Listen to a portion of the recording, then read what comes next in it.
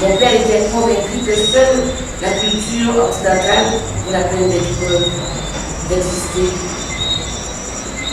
Et il se montrait reconnaissant envers la France qui aurait permis de l'obtenir. En même temps, ni l'un ni l'autre éprouvaient le moindre sentiment d'infériorité quant à leur recours. Je croyais les plus brillants, les plus intelligents, la preuve par neuf de l'avancement de leur race de grands nègres. Était-ce cela, être aliéné? C'est un voyage sur les berges romanesques de l'univers de Maryse Condé. Alors, une romancière en mal d'inspiration fait une escale sur les œuvres qu'elle a pu écrire tout au cours de son existence.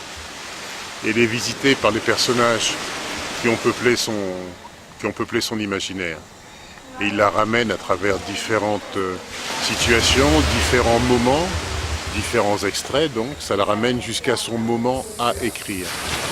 Donc on traverse quoi? On traverse Ségou qui nous emmène en Afrique, on traverse le cœur à rire et à pleurer, on traverse Victoire ou la saveur des mots, on traverse Eremakonon.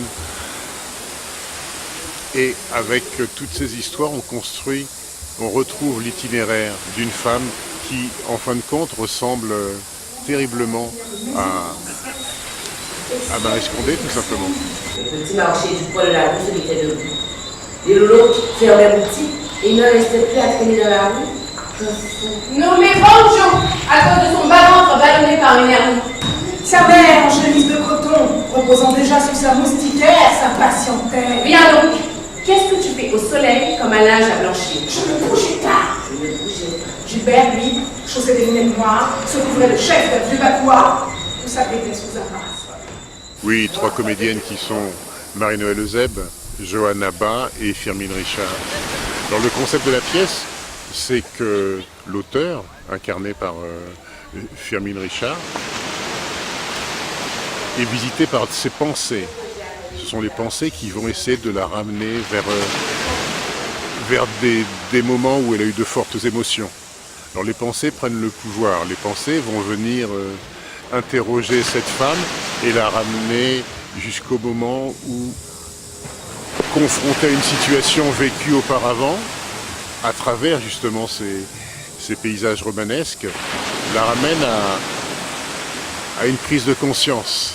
À une prise de conscience qui parle de quoi? Qui parle de l'Afrique, qui parle de la fuite du temps, qui parle du temps qui passe, qui parle des guerres de religion, qui parle de l'horreur de la guerre, qui parle de la vie, qui parle de la femme, qui parle de l'enfantement, qui parle de la séparation.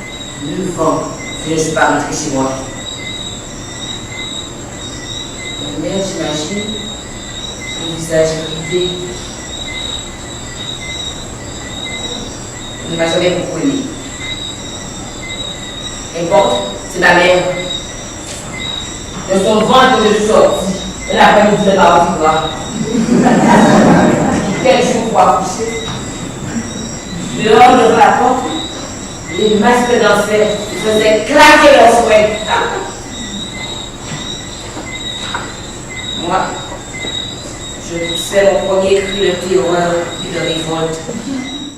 Ma sœur a réuni ces textes et elle me disait je vais en faire un chant poétique en hommage à Maryse Condé.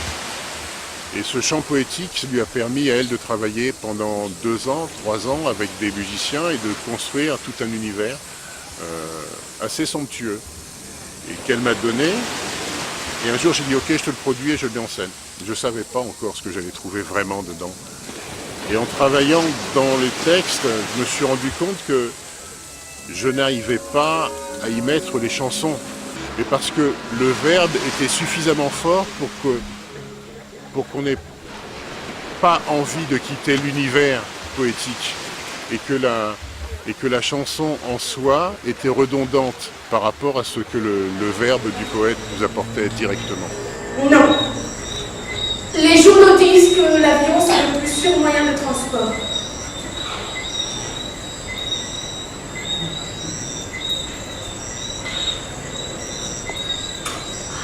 moi, j'ai pris le Catoliba. C'était un bateau grec. À la soirée d'adieu, le commandant m'a dit « Oh, j'aime bien vous voir me réunir. » Me réunir? Je croyais qu'il parlait créole. Je l'ai toisé. Je n'ai jamais aimé les familiarités. À la nouvelle Vénus, on disait que j'étais fière. J'aurais tellement aimé rentrer à son mari. Chez nous, c'est seulement comme cela qu'une femme se fait respecter. Elle peut aller chercher la lune et la ramener avec ses dents. Si elle n'a pas un homme, c'est zéro. Beaucoup d'hommes ont fait l'amour. Je peux même dire que beaucoup d'hommes ont été fous de moi. Aucun ne m'a proposé le mariage. Le mariage, c'est une pantomime lourde.